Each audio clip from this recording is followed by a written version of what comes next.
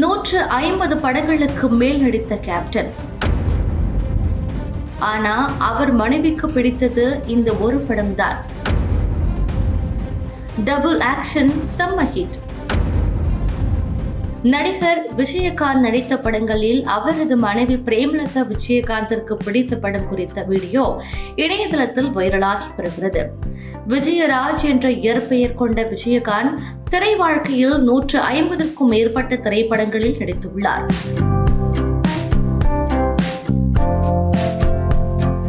தன் திரை வாழ்க்கை முழுவதும் தமிழ் திரைப்படங்களில் மட்டுமே நடித்த மிக சில தமிழ் திரைத்துறை கதாநாயகனுக்குள் விஜயகாந்தும் ஒருவர்.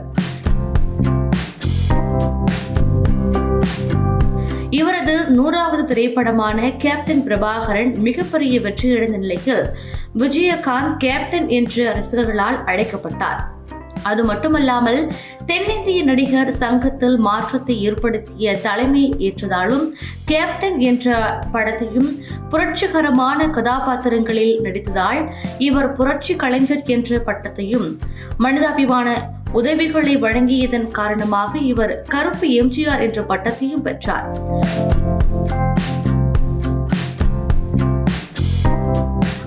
க்கும் மேற்பட்ட புதுமுக இயக்குநர்களுக்கு வாய்ப்பளித்த ஒரே நடிகர் கேப்டன் விஜயகாந்த்.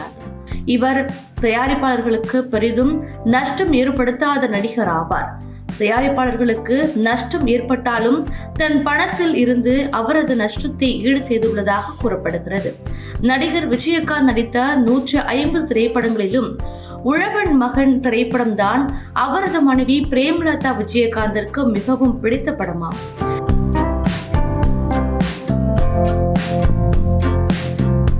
இதனை இயக்குனர் அரவிந்த் ராஜ் நேர்காணல் ஒன்றில் தெரிவித்துள்ளார். இந்த வீடியோ இணையதளத்தில் வைரலாகி வருகிறது.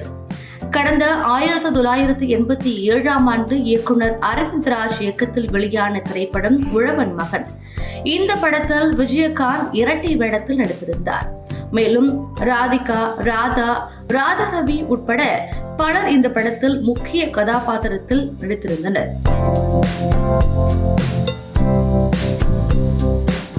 இந்த படத்திற்கு மனோஜ் கியான் இசையமைப்பாளர் ஆவார்.